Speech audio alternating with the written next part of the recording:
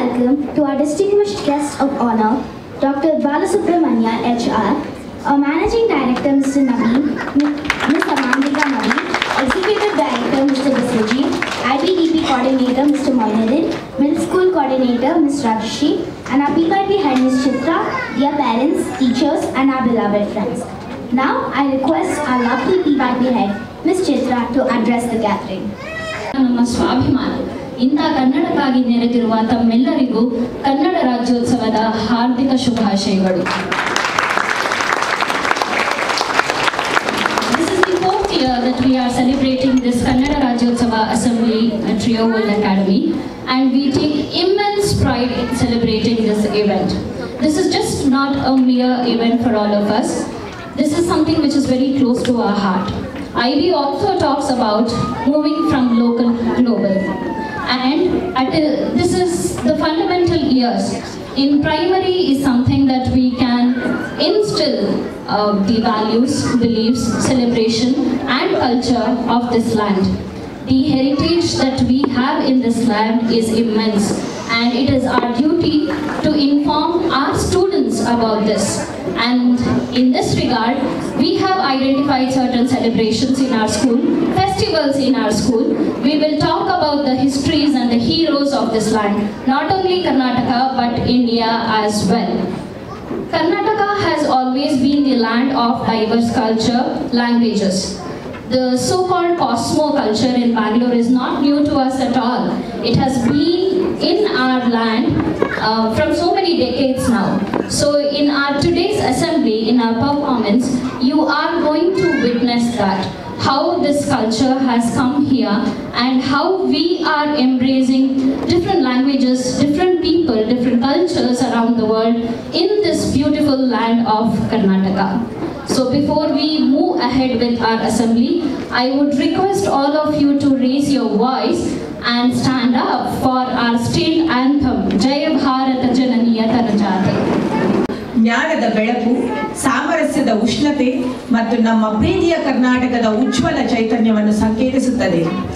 ಕತ್ತಲೆಯನ್ನು ಹೋಗಲಾಡಿಸಿ ನಮ್ಮ ಹೃದಯಗಳನ್ನು ಬುದ್ಧಿವಂತಿಕೆ, ಸಂಸ್ಕೃತಿ ಮತ್ತು ಅಪರಿಮಿತ ಶಕ್ತಿಯಿಂದ ಬೆಳಗಿಸುತ್ತದೆ.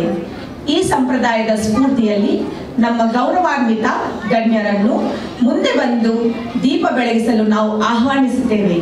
In the spirit of this tradition, we invite our esteemed dignitaries to step forward and light the lamp. ಎರಡು ಕೈಗಳನ್ನ ಒಟ್ಟಿಗೆ ತರ್ತೀವಿ ಅಲ್ವಾ ಮಕ್ಕಳೇ? ಎರಡು ಕೈಗಳನ್ನು ಒಟ್ಟಿಗೆ ತಂದ್ರೆ ಏನಪ್ಪ ಅರ್ಥ ಅಂದ್ರೆ, ನನ್ನ ಕೈ ನಿನ್ನ ಕೈ, ನನ್ನ ಹೃದಯ ನಿನ್ನ ಹೃದಯ, ನನ್ನ ದೇವರು ನಿನ್ನ ದೇವರು ಎಲ್ಲ ಒಂದೇ. ನೋಡಿ ಥಂಬ್ ಇದೆಯಲ್ಲ, ಅದು ನಮ್ಮ ಹೃದಯ ಹತ್ರವಾಗತ್ತೆ. ಇದನ್ನು ಕಿರಿಬೆರಳು ಅಂತ ಕರಿತೀವಿ, ಅದು ನಮಸ್ತೆ ಮಾಡಿದವ್ರಿಗೆ ಹತ್ರ ಆಗತ್ತೆ. ಅದರಿಂದ ನಾವು ಚಿಕ್ಕವರು ದೊಡ್ಡವರು ಅಂತ ಏನು ಪರಿಗಣಿಸದೆ ನಮಸ್ತೆ ಮಾಡಬೇಕು. ಅದು ನಮ್ಮ ಭಾರತೀಯ ಸಂಸ್ಕೃತಿ. ಎಲ್ಲ ಹೇಳ್ತೀರಾ ಮತ್ತೆ? ನಮಸ್ತೆ. Wonderful. I am very happy to stand before you, not as anybody, but as a grown-up child. Because unless we identify ourselves with children, we cannot do anything. We should reach their level. We should not go down to their level, but rise up to their level. ಅದು ಕನ್ನಡ ರಾಜ್ಯೋತ್ಸವದ ಸಂದರ್ಭದಲ್ಲಿ ನನ್ನನ್ನು ಕರೆದಿರೋದು ನನಗೆ ತುಂಬ ತುಂಬ ತುಂಬ ಖುಷಿ ಆಗ್ತಾ ಇದೆ. ಕನ್ನಡ ಬರೋರು, ಕನ್ನಡ ಬರದೇ ಇರೋರು ಅದೆಲ್ಲ ಏನೂ ಇಲ್ಲ. ನಾವು ಇವತ್ತು ಕನ್ನಡ ರಾಜ್ಯೋತ್ಸವವನ್ನು ಆಚರಿಸ್ತಾ ಇದ್ದೀವಿ ಅಂತಂದರೆ ಕರ್ನಾಟಕದಲ್ಲಿ ಇದ್ದೀವಿ, ಆದ್ದರಿಂದ ನಾವೆಲ್ಲ ಕನ್ನಡಿಗರು. Those who live in Karnataka as on today, all of them are Kannadigas only. ಇಲ್ಲೇ ಹುಟ್ಟಿ ಬೆಳೆದು ಕನ್ನಡ ಮಾತಾಡಬೇಕು ಅಂತ ಏನೂ ಇಲ್ಲ. ಯಾಕೆಂತಂದರೆ ಪ್ರತಿ ದಿವಸ ನಾವು ಕನ್ನಡದ ಉಸಿರನ್ನು ತಗೋತೀವಿ. We breathe air and we drink water, Kaveri water, which is from Karnataka, and hence we are all Kannadigas. ನಮ್ಮ ಮನೆಯಲ್ಲಿ ಯಾವ ಭಾಷೆ ಬೇಕಾದರೂ ಮಾತಾಡ್ಬೋದು, ಆದರೆ ನಮ್ಮ ಭಾಷೆ ಕನ್ನಡ. ಯಾಕೆ ಅಂತಂದ್ರೆ ನಾವೆಲ್ಲ ಕರ್ನಾಟಕದವರು. ಆ ಭಾವನೆ ಮಕ್ಕಳಿಗೂ ಬರಬೇಕು. We all belong to Karnataka and hence we are all Kannadigas. You may speak any language at home, doesn't matter at all.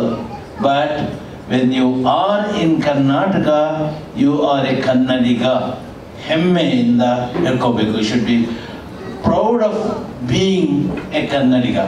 Karnataka ಅಂದರೆ ನಿಮಗೆ ಮಕ್ಕಳಿಗೆ ಹೇಳ್ತಾ ಇದ್ದೀನಿ, ನನ್ನ ಭಾಷೆ ಮಕ್ಕಳ ಥರ ಆದರೆ ಕ್ಷಮಿಸ್ಬಿಡಿ.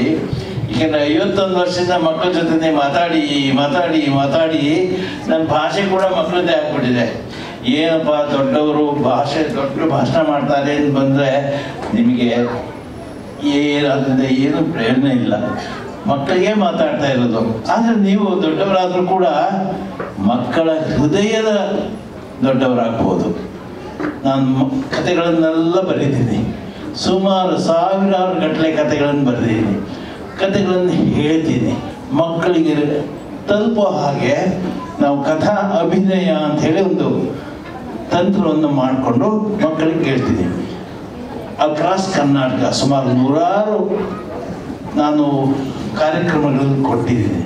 ಆದರೆ ನಾನು ಹೇಳೋದಿಷ್ಟೇ, ಮಕ್ಕಳೇ ಮತ್ತು ಮಕ್ಕಳ ಹೃದಯದ ದೊಡ್ಡವರೇ ಅಂತ. ನೀವೊಂದು ಸ್ವಲ್ಪ ಹೊತ್ತಿಗೆ ನೀವು ಮಕ್ಕಳ ಹೃದಯವನ್ನು ಅಲಂಕರಿಸಿ ಮಕ್ಕಳೇ ಆಗಿರಿ ಅಂತ ಹೇಳೋದು ನನ್ನ ತಾತ್ಪರ್ಯ. ಇನ್ನು ಕರ್ನಾಟಕ ಅಂದರೆ ಬೇರೆ ಕರ್ನಾಟಕವನ್ನು ನೀವು ಜ್ಞಾಪಿಸ್ಕೊಳ್ಳಿ. ಕಿವಿ ಥರ ಇದೆ ಅಲ್ವಾ? ಕರ್ನಾಟಕ ಕಿವಿ ಥರ ಇದೆ. ಕರ್ಣ ಅಂದರೆ ಕಿವಿ ಅಂತ ಅಷ್ಟೇ. ನಮ್ಮ ಭಾಷೆ, ನಮ್ಮ ಸಂಸ್ಕೃತಿ ಇವೆಲ್ಲವೂ ಈ ಭೂಮಿಯ ಭೌಗೋಳಿಕ ಅಂತರದಲ್ಲಿದೆ. ಅಂದರೆ ಏನಪ್ಪ ಅಂತಂದರೆ ಕರ್ನಾಟಕವು ಒಂದು ವಿಶಿಷ್ಟವಾದಂತಹ ದೇಶ. Karnataka is a very special state of India because here we live not only Kannadigas, all kinds of people from different states. We live very much like brothers and sisters. And ಕನ್ನಡದವರ ದೊಡ್ಡ ಹೆಗ್ಗುರುತು ಏನಪ್ಪ ಅಂದರೆ ಎಲ್ಲರನ್ನೂ ಕರೆದು ಎಲ್ಲರ ಜೊತೆ ಒಂದಾಗಿ ನೀವು ನಮ್ಮವರೇ ಒಟ್ಟಿಗೆ ಬಾಳೋಣ ಬನ್ನಿ ಅಂತ ಹೇಳಿ 100 ವರ್ಷಗಳಿಂದ ಮಕ್ಕಳು ಬೇರೆಯವರು ಕೂಡ ಕನ್ನಡದವರೇ ಆಗಿದ್ದಾರೆ. ಇನ್ನು ಕನ್ನಡದ ಭಾಷೆ ಬಗ್ಗೆ ಒಂದೆರಡು ಈಗಂತೂ ನಾನು ಹೇಳೋದಿಷ್ಟೇ. ಮೊನ್ನೆ ಕೂಡ ಹೇಳ್ತಾ ಇದ್ದೆ, ಗೂಗಲ್ ಬಂದಿದೆ. Google is at your fingertips. You can Google out and find out all about Karnataka. That would be very nice. ಭಾಷೆ ಇದೆಯಲ್ಲ, ಕನ್ನಡ ಭಾಷೆ, ಅನಂತಮೂರ್ತಿಯವರು ಯಾವಾಗಲೂ ಹೇಳ್ತಾ ಇದ್ರು ಕನ್ನಡ ಭಾಷೆ ಎಷ್ಟು ಜನಪ್ರಿಯ ಅಂತಂದರೆ, ನಾನೀಗ ಹೇಳ್ತಾ ಇದ್ದೀನಲ್ಲ, ನೀವು ಕೇಳ್ತಾ ಇದ್ದೀರಲ್ಲ, ಹಾಗೆ ಬರೀಬಹುದು, ಹಾಗೆ ಓದಬಹುದು. The way we write and speak, it is one and the same in Kannada. There is no question of any single letter being silent, nothing of that sort. ಬರೆಯೋ ಹಾಗೆ ಓದುವ ಹಾಗೆ ಬರೆಯಬಲ್ಲ ಭಾಷೆ ಕನ್ನಡ. ಇದಕ್ಕೆ ಸಾವಿರಾರು ವರ್ಷಗಳ ಇತಿಹಾಸ ಇದೆ. ಸುಮಾರು ಜನರು ಕನ್ನಡವನ್ನು ತುಂಬ ಚೆನ್ನಾಗಿ ಮಾಡಬೇಕು ಅಂತ ಹೇಳಿ ಮಾಡಿದ್ದಾರೆ. ಮಕ್ಕಳಾಗಿ ನಾವು ಏನು ಮಾಡಬಹುದು, ಅವ್ರ ಬಗ್ಗೆ ಎಲ್ಲ ತಿಳ್ಕೊಬಹುದು. ಹಿಂದೆ ಮಾಡಿದವರು, ಸ್ವಲ್ಪ ವರ್ಷಗಳ ಹಿಂದೆ ಮಾಡಿದವರು, ಈಗ ಮಾಡ್ತಿರೋರು, ಎಲ್ಲರ ಬಗ್ಗೆ ನೀವು ಗೂಗಲ್ ಮಾಡಿ ಸಿಗತ್ತೆ. ಕುವೆಂಪು ಮಾಡಿದ್ರೆ ಸಾಕು, ದೊಡ್ಡ ಋಷಿಗಳು ಅವರು ಮಾಡಿರುವಷ್ಟು ಕೆಲಸದ ನಾವು ಸುಮಾರು 10 ಜನ್ಮ ತಗೊಂಡು ಮಾಡಬೇಕು. ಅಂಥ ದೊಡ್ಡವರು ದ.ರಾ. ಬೇಂದ್ರೆಯರು, ಶಿವರಾಮ ಕಾರಂತರು, ವಿ.ಕೆ. ಗೋಕಾಕ್ ಅವರು ಕನ್ನಡಕ್ಕೆ ಪ್ರತಿಷ್ಠಿತವಾದಂತಹ 8 ಅವಾರ್ಡ್ಸ್ ಬಂದಿದೆ. ಜ್ಞಾನಪೀಠ ಅವಾರ್ಡ್ ಯಾವ ಭಾಷೆಗೂ ಬಂದಿಲ್ಲ.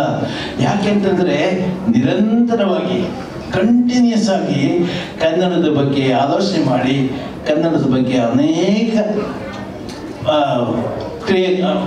ಪುಸ್ತಕಗಳನ್ನು ಬರೆದಿದ್ದಾರೆ. ಇಂಥವರೆಲ್ಲರ ಬಗ್ಗೆ ನೀವೆಲ್ಲ ತಿಳ್ಕೋಬೇಕು. ಈಗ ಹಾಡಿದ್ವಲ್ಲ, ಜನನಿಯ ತನುಜಾತೆ ಭಾರತ ಜನ, ಅದನ್ನು ಬರೆದವರು ಕುವೆಂಪು ಅವರು, ಅವ್ರ ಬಗ್ಗೆ ತಿಳ್ಕೋಬೇಕು. ಆಮೇಲೆ ಎಷ್ಟೋ ಜನ ನಿಸರ್ಗ ಕವಿ ಅಂತಲೇ ಒಬ್ಬರನ್ನ ನಾವು ಕರಿತೀವಿ, ನಿಜಾರ್ ಅಹಮದ್ ಅಂತ. ನಿಜಾರ್ ಅಹಮದ್ ಅವರನ್ನು ನಾವು ನಿಸರ್ಗ ಕವಿ ಅಂತ ಕರಿತೀವಿ. ಅವ್ರು ಬರೆದಿರುವಂತಹ ಹಾಡುಗಳು, ಕವನಗಳು ಎಲ್ಲವನ್ನು ನೀವು ತಿಳ್ಕೋಬೇಕು. ನನಗೆ ಅದೇ ಆಸೆ, ನಮ್ಮ ಮಕ್ಕಳು ನಮ್ಮ ಕರ್ನಾಟಕದ ಬಗ್ಗೆ ತಿಳ್ಕೋಬೇಕು ಅಂತ. ಪೇರೆಂಟ್ಸ್, ಪೋಷಕರು ಕೂಡ ನೀವು ಸ್ವಲ್ಪ ಹೆಲ್ಪ್ ಮಾಡಬೇಕು ಮಕ್ಕಳಿಗೆ. ಕರ್ನಾಟಕದ ಬಗ್ಗೆ ತಿಳ್ಕೊಳ್ಳಿ ಅಂತ ಹೇಳ್ತಾ ಇರಬೇಕು. ಪಾಸಿಟಿವ್ ಆಗಿ ಮನೆಯಲ್ಲಿ ಮಾತಾಡ್ತಾ ಇದ್ರೆ ಆ ಮಕ್ಕಳಿಗೂ ಅದೇ ಭಾವನೆ ಬರುತ್ತೆ. ಏನು ಕನ್ನಡ ಅಂತ ನಾವು ಮನೇಲಿ ಮಾತಾಡ್ಬಿಟ್ರೆ ಆ ಮಕ್ಕಳಿಗೂ ಅದೇ ಭಾವನೆ ಬರುತ್ತೆ. ಹಾಗಲ್ಲ, ಕನ್ನಡವನ್ನು ಮಾತಾಡೋದು ಅನಿವಾರ್ಯ ಅನ್ನೋ ಸ್ಥಿತಿಗೆ ಮಕ್ಕಳನ್ನು ನಾವು ಹುರಿದುಂಬಿಸಬೇಕು, ಎನ್ಕರೇಜ್ ಮಾಡಬೇಕು. We should encourage as parents at home to speak Kannada. Nothing wrong. I have seen in Karnataka, particularly in cities, they think that they can live without Kannada. They can just live not being using Kannada. ಆ ಭಾವನೆ ಬಂದಿದೆ, ಅದು ತಪ್ಪು. ಕರ್ನಾಟಕದಲ್ಲಿ ಕನ್ನಡವೇ ಮುಖ್ಯ. ನನಗೆ ಬೇರೆ ಭಾಷೆ ನಾನು ಮನೇಲಿ ಮಾತಾಡಿದ್ರು ಇರೋಷ್ಟು ದಿವಸ ಕನ್ನಡವನ್ನು ಕಲಿತೇನೆ ಅನ್ನೋ ಭಾವನೆ ಬರಬೇಕು. ಕಲಿಯೋದಕ್ಕಾಗತ್ತೆ. ಹಾಗಾಗಿ ನಾವು ನಮ್ಮ ಸಹ ಶಿಕ್ಷಕಿಯವರು ಕನ್ನಡ ಬರುತ್ತೆ ಅಂತ ಹೇಳಿದರು, ಕಲಿತಾ ಇದ್ದಾರೆ. ಅಂಥ ವಾತಾವರಣ ಬರಬೇಕು. ಇನ್ನು ಕರ್ನಾಟಕದಲ್ಲಿ ಜನಪದ ಸಾಹಿತ್ಯ ಅಂತಿದೆ. ಜನಪದ ಸಾಹಿತ್ಯ ಅಂತ ಏನಪ್ಪ ಅಂತಂದರೆ ಬಾಯಿಂದ ಬಾಯಿಗೆ ಆಗೆಲ್ಲ ನಾವು ಬರೆದು ಇಟ್ಕೊಳ್ಳುವಂಥ ಪ್ರಮೇಯ ಇರಲಿಲ್ಲ. There is called folk literature. Children, you must remember, grandparents used to tell stories.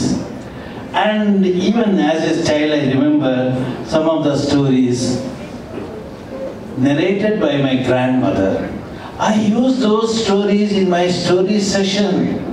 And one particular story, you must be knowing, children, Punyakoti Kathe. Punyakoti Kathe.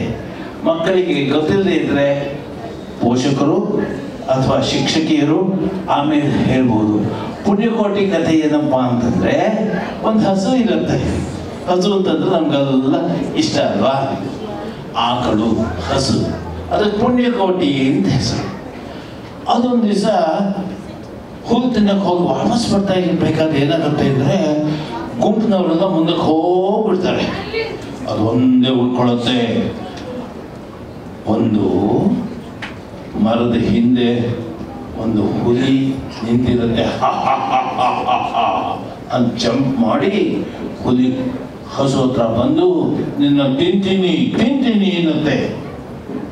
ಅದಕ್ಕೆ ಆಕಳು ಪುಣ್ಯಕೋಟಿ ಹೇಳಿದೆ, ನಾನು ತಿನ್ನು ಪರವಾಗಿಲ್ಲ, ಆದರೆ ಮನೇಲಿ ಒಂದು ಪುರಾಣಿ ಕರು ಇದೆಯಪ್ಪ, ಅದಕ್ಕೊಂದು ಹಾಲು ಒಂದ್ಸತಿ ಕೊಟ್ಟು ಬಂದ್ಬಿಡ್ತೀನಿ. ಇಂಥವ್ರನ್ನ ಸುಮಾರು ನೋಡ್ಬಿಟ್ಟಿದೀವಿ, ಸುಳ್ಳು ಹೇಳಿ ಹೋಗ್ತೀರಾ ಮತ್ತೆ ಬರೋದಿಲ್ಲ. ಇಲ್ಲಪ್ಪ, ಖಂಡಿತವಾಗಿ ಮಗು ಒಂದೇ ಸತಿ ಹಾಲನ್ನು ಕುಡಿಸಿ ನಾನು ವಾಪಸ್ ಬರ್ತೀನಿ, ನೋಡು ಈ ಮರದ ಹತ್ರನೇ ಬರ್ತಿದ್ದೀನಿ. ಅನುಮಾನದಿಂದ ನೋಡುತ್ತೆ ಹುಲಿ. ಆಯ್ತು, ಇಲ್ಲೇ ಇರ್ತೀನಿ, ಬಾ ಬೇಗ ಅಂತ ಹೇಳಿ ಪುಣ್ಯಕೋಟಿ ಮನೆಗೆ ಬರುತ್ತೆ. ಅಲ್ಲಿ ಬೇರೆಯವರೆಲ್ಲ ಹೇಳ್ತಾರೆ, ಇದು ಯಾಕೆ ಹೋಗ್ತೀಯ ಮತ್ತೆ? ಹೋಗ್ಬೇಡ, ನಾವೆಲ್ಲ ಎಷ್ಟೋ ಸತಿ ಸುಳ್ಳು ಹೇಳಿ ಬಂದಿದ್ದೀವಿ. ಇಲ್ಲ ಸುಳ್ಳು ಹೇಳಬಾರ್ದು, ಸತ್ಯನೇ ಯಾವಾಗಲೂ ಹೇಳಬೇಕು. ನಾನು ಹೋಗ್ತೀನಿ, ಮಗುಗೊಂದ್ಸತಿ ಹಾಲು ಕುಡ್ಸಿ ಹೋಗ್ತೀನಿ ಅಂತ ಈ ಮಗು ಹಾಲು ಒಂದ್ಸತಿ ಕುಡ್ಸತ್ತೆ. ಆಮೇಲೆ ಎಲ್ಲರನ್ನೂ ಹೇಳ್ತೇನೆ, ನೋಡಿ ನಾನು ಕುರಿ ಹತ್ರ ಹೋಗ್ತಾ ಇದ್ದೀನಿ, ಅದಕ್ಕೆ ಆಹಾರವಾಗಿ ಹೋಗ್ತಾ ಇದ್ದೀನಿ, ನನ್ನ ಪುಟಾಣಿ ಕರು ಬಂದರೆ ನಿಮ್ಮ ಹತ್ರ ಬಂದು ಚೆನ್ನಾಗಿ ನೋಡ್ಕೊಳ್ಳಿ, ನಾನು ಬರ್ತೀನಿ ಅಂತ ಹೇಳಿ ಹುಲಿಗೆ ಮಾತು ಕೊಟ್ಟಿತ್ತಲ್ಲ ಹಸು ಪುಣ್ಯಕೋಟಿ, ವಾಪಸ್ ಹೋಗುತ್ತೆ. ಹುಡ್ಕೊಂಡು ಹೋಗುತ್ತೆ. ಎಲ್ಲಿ ಆ ಮರ? ಎಲ್ಲಿ? ಇದೇ ಮರ. ಅಷ್ಟೊತ್ತಿಗೆ ಹುಲಿ ಏನು ಮಾಡಿರುತ್ತೆ, ಇನ್ನೇನು ಬರೋಲ್ಲ ಅಂತೇಳಿ ಕೊರಕೆ ಹೊಡಿತಾ ಮಲ್ಕೊಂಡಿರ್ತಾರೆ ಅಂತ. ಹುಲಿಯಣ್ಣ ಯಾರೋ ಈ ನಡುರಾತ್ರಿ ನನ್ನ ನೆಪಿಸ್ತಾ ಇರೋರು? ಹುಲಿಯಣ್ಣ, ನಾನಪ್ಪ ಪುಣ್ಯಕೋಟಿ, ಹೇಳು, ನನ್ನ ಮಗುಗೆ ಹಾಲು ಕೊಡಿಸಿ ಬಂದಿದ್ದೀನಿ, ನೀನು ನನ್ನ ತಿನ್ನು. ಹುಲಿಗೆ ಆಶ್ಚರ್ಯ, ಏನಾದರೂ ಉಂಟೆ? ಒಂದು ಹಸು ಮಾತು ಕೊಟ್ಟಿದ್ದನ್ನು ಉಳಿಸ್ಕೊಳ್ಳೋದು ಅದು ತುಂಬ ಫೀಲ್ ಆಗುತ್ತೆ. ಛೇ, ನಾನು ಹೀಗೆ ಮಾಡಿಬಿಟ್ಟಲ್ಲ ಅಂತ. ಆಯಿತು, ನೀವು ಹೋಗೋ, ನನಗೆ ನಿನ್ನನ್ನು ಕೊಲ್ಲೋದಕ್ಕೆ ಇಷ್ಟ ಇಲ್ಲ ಅಂತ ಹೇಳಿ ಒಂದು ದೊಡ್ಡ ಬೆಟ್ಟ ಹತ್ತಿ ಅದನ್ನು ನೆಗೆದುಬಿಟ್ಟು ಪುಣ್ಯಕೋಟಿ, ನಿನ್ನಂತಹ ಪುಣ್ಯವಂತೆಯರು ಹುಟ್ಟಿದಂತಹ ಈ ನಾಡು ಕರ್ನಾಟಕ ತುಂಬ ಒಳ್ಳೆಯದು. ಕರ್ನಾಟಕದಲ್ಲಿ ಮಕ್ಕಳು ಈ ಕಥೆಯನ್ನು ಕೇಳದೇ ಇರೋರು ಇಲ್ಲ. We have grown up with this story and be told by narrated by our grandparents. So children, we have many such stories in Karnataka folklore. And if people permit, I can come and tell stories only. I can keep children engaged in any language, English, Hindi, Kannada, or even Assamese, where I was. And hence I would like to say that children, learn about Karnataka. Google it out. Ask your parents. If parents say that, oh sorry, we are not able to give any information about Karnataka, learn it. Unless you become the bigger tank at the top of the house, you cannot expect water in the tank. So you be the source of information. Now, thanks to science and technology, we have everything. You can Google it out and keep children ready with information. And the latest being Kantara. Everybody has seen Kantara. And talking about Kantara, the film by Rishabh Shetty, which has reached almost every corner of this world. Why? Because of that.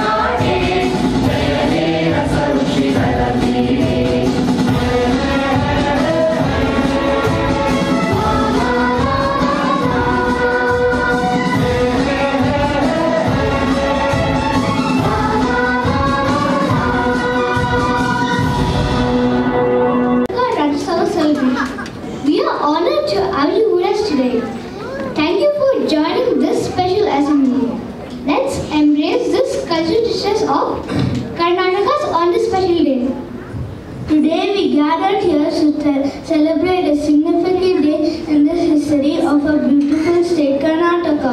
This vibrant state was formed on November 1st, 1956, which is celebrated as Rajyotsava every year. We are united by one language Kannada, which binds us together in a unique way. It's a language that has given birth to incredible literature, inspiring poets, great leaders and remarkable thinkers. On this occasion, we wear traditional attire and sing our state anthem, Jai Bharata Jananiya Tanujate. Happy Karnataka Rajyotsava everyone. Jai Karnataka Mate.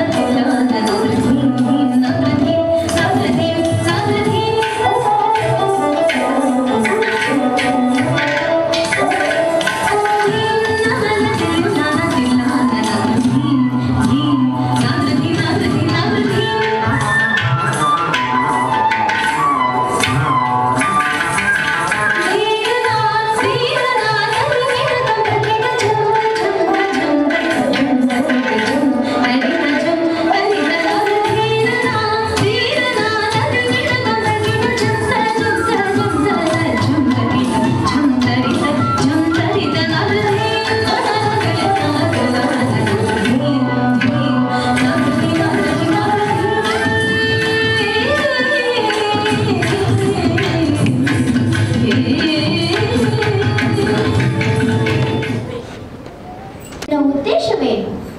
ಮಹಾರಾಜರೇ, ನಿಮ್ಮ ಸೈನಿಕ ನನಗೆ ಹೊಡೆದಿದ್ದಾನೆ, ನನಗೆ ನ್ಯಾಯ ಬೇಕು. ಓಹೋ, ಒಂದು ಹೊಡೆದಕ್ಕೆ ಇಷ್ಟು ದೊಡ್ಡ ದೂರವೇ? ಹೋಗು ಹೋಗು. ಈ ಬಡ ಹುಡುಗ ಏನು ಮಾಡಿ ಅವನು ನಿನ್ನ ಸೊಕ್ಕನ್ನು ನಾನು ಅಡಗಿಸುತ್ತೇನೆ ಮಹಾರಾಜ. ಚಿನ್ನಸಲು ನಿನ್ನಿಂದ ಆಗುತ್ತಾ ಇಲ್ವೋ ಹೇಳು. ಅದು ನಿನ್ನಿಂದ ಆಗುದಿಲ್ಲವಂದ್ರೆ ಆ ಕೆಲಸವನ್ನು ನಾನು ಮಾಡುತ್ತೇನೆ. ನಿನ್ನ ಧೈರ್ಯವನ್ನು ನಾವು ಮೆಚ್ಚುವುದಿಲ್ಲ. ಆಹಾ ಆಹಾ, ಮೆಚ್ಚಿದೆವು ಮಾಯುಗ. ಯಾಕಂದ್ರೆ ನೀನು ಸತ್ಯವನ್ನು ಧೈರ್ಯದಿಂದ ಹೇಳಿದೆ. ನಮ್ಮ ಬನವಾಸಿ ಮಹಾರಾಜನ ಅಧೀನದಲ್ಲಿದೆ. ನಾವು ಇದನ್ನು ಹಿಂದೆ ಪಡೆಯಬೇಕು. ನಾನು ನನ್ನ ಬನವಾಸಿ ಹಿಂದಿರುಗುವೆನು. ಯಾರು ನನ್ನ ಜೊತೆ ಬರಲು ಸಿದ್ಧವಾಗಿದ್ದೀರಿ ಎಂದು ಹೇಳಿ. ಬನ್ನಿ ನನ್ನೊಡನೆ ಶ್ರೀಪರ್ವತಕ್ಕೆ. ನಿಮ್ಮ ತರಬೇತಿಯಿಂದ ನಾನು ಕುಶಲ ಯೋಧನಾಗುತ್ತೇನೆ. ಉಪ್ಪು ತಿನ್ನಲ